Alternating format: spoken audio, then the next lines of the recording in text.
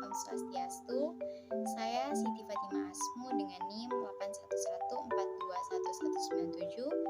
Saya mahasiswa aktif angkatan 2021 semester 3 kelas B jurusan Kesehatan Masyarakat Fakultas Olahraga dan Kesehatan Universitas Negeri Gorontalo.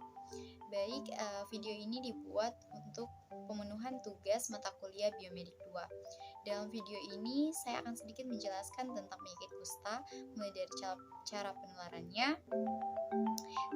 kemudian ada gejala-gejala atau ciri-ciri penderita penyakit kusta itu sendiri, ada cara pengobatan sampai cara pencegahan untuk penyakit kusta itu sendiri. Baik, langsung saja kita masuk pada materi.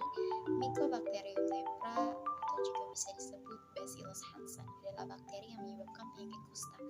Bakteri ini merupakan bakteri intraseluler juga gram positif yang berbentuk tongkat, serta sejenis bakteri yang tumbuh dengan lambat.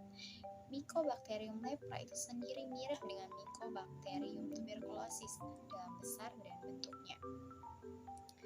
Kemudian penyakit kusta atau penyakit lepra disebut juga Morbus Hansen. Nama ini diambil sesuai Dr. Gerhard Armauer Hansen yang menemukan kuman kusta pada tahun 1874. Jika tidak diobati, kusta dapat menyebabkan kerusakan pada saraf, kulit, mata, deformitas pada anggota gerak. Kemudian patofisiologi lepra atau juga dikenal dengan kusta atau Morbus Hansen, yakni dengan melalui infeksi Mycobacterium lepra yang merupakan bakteri basil tahan asam. Lepra dapat bermanifestasi secara berbeda tergantung pada respon imun masing-masing pasien. Pasien dengan respon imun seluler yang banyak akan memiliki manifestasi bentuk tuberkuloid, sedangkan pasien dengan respon imun seluler minimal akan memiliki manifestasi bentuk lepromatous. Kusta juga bisa terjadi pada semua rentang usia, mulai dari bayi hingga lansia. Penyakit ini kemungkinan ditularkan oleh penderita kusta yang tak terobati kepada orang lain saat keduanya menjalin kontak dekat. Nah, penularan ini juga bisa terjadi melalui tetesan cairan tubuh, baik yang keluar dari hidung maupun mulut, serta penularannya juga bisa melalui kontak kulit yang lama dan erat dengan pengidapnya. Baik, selanjutnya kita membahas tentang gejala kusta. Nah, gejala kusta pada awalnya tidak tampak jelas dan biasanya berkembang secara perlahan. Bahkan, pada beberapa kasus, gejala kusta baru bisa terlihat setelah bakteri kusta berkembang biak dalam tubuh penderita selama 20 tahun atau lebih. Nah, beberapa gejala kusta yang dapat dirasakan penderitanya adalah yang pertama, kulit menjadi mati rasa, termasuk kehilangan kemampuan merasakan suhu, sentuhan, tekanan, atau nyeri. Nah, gejala yang kedua yakni kulit tidak berkeringat atau anhidrosis. Yang ketiga ada kulit terasa kaku dan kering. Kemudian luka yang tidak terasa nyeri lagi.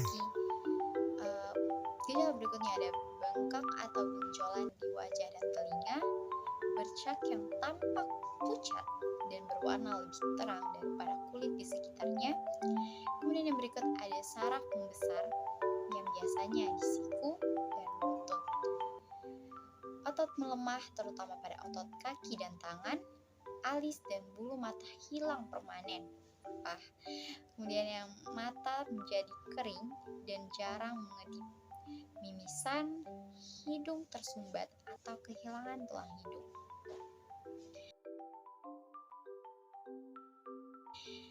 Kemudian kita lanjut pada pembahasan yang berikutnya, yaitu pencegahan kusta. Nah, untuk pencegahan kusta itu sendiri sampai saat ini belum ada vaksin untuk mencegah kusta.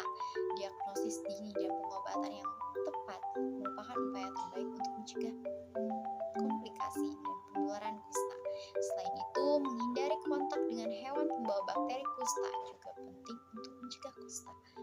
Gerakan terpadu untuk memberikan informasi mengenai penyakit kusta kepada masyarakat, terutama di daerah endemik, merupakan langkah penting agar para penderita mau memeriksa diri dan mendapatkan pengobatan. Pemberian informasi ini juga diharapkan dapat menghilangkan stigma negatif tentang kusta dan diskriminasi terhadap penderita kusta. Diagnosis kusta dapat didasarkan pada gejala yang dimiliki, namun diagnosis secara klinis tetap yang terpenting. Hasil pemeriksaan bakteri di laboratorium atau rumah sakit memerlukan waktu yang paling sedikit 15-30 menit. Adapun pemeriksaan sel memerlukan 3-7 hari. Jika masih memungkinkan, Anda juga dapat melakukan tes lab promin untuk membantu penentuan tipe kusta. Meskipun begitu, hasilnya baru dapat diketahui setelah 3-4 minggu. Penentuan tipe kusta sangat penting untuk menentukan cara pengobatannya. Nah, selanjutnya kita masuk pada pembahasan pengobatan penyakit kusta. Jadi kita sudah membahas tentang cara pencegahannya. Sekarang kita akan membahas tentang pengobatan dari penyakit kusta. Metode utama untuk mengobati kusta atau lepra adalah dengan obat antibiotik. Penderita kusta akan diberi kombinasi beberapa jenis antibiotik selama 1-2 tahun. Mulai dari jenis, dosis, dan durasi penggunaan antibiotik akan ditentukan berdasarkan jenis kusta yang diderita. Contoh antibiotik yang digunakan untuk pengobatan kusta adalah rifampicin, dapsone, clofazimine, dan minocycline, dan lain sebagainya. Nah, di Indonesia, pengobatan kusta umumnya dilakukan dengan metode MDT atau multi-drug therapy, yakni pengobatan yang mengkombinasikan 2 antibiotik atau lebih. Setelah pengobatan dengan antibiotik, operasi umumnya akan dilakukan sebagai penanganan lanjutan. Operasi bagi penderita kusta bertujuan untuk menormalkan fungsi saraf yang rusak, memperbaiki bentuk tubuh yang cacat, dan mengembalikan fungsi anggota tubuh. Baik, itu saja sedikit ringkasan penjelasan materi tentang penyakit kusta dari saya. Kurang dan lebihnya saya mohon maaf. Terima kasih. Wassalamualaikum warahmatullahi wabarakatuh.